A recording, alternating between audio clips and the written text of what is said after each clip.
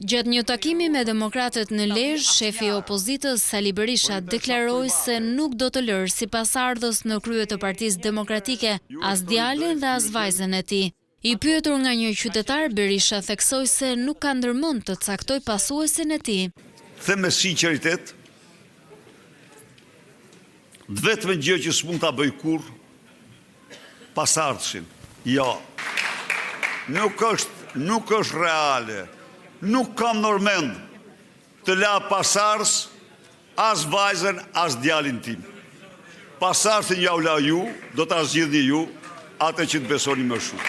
Kreu i opozitës kritikoi sërish qeverinë që nuk shpall gjendjen e fatkeqësisë natyrore për përmbytjet, ndërsa akuzoi kryeministrin Edi Rama se po pengon drejtësinë. Ai përsëriti sërish ftesën për demokratët që të marrin pjesë në protestën e 24 janarit. Me dokumenta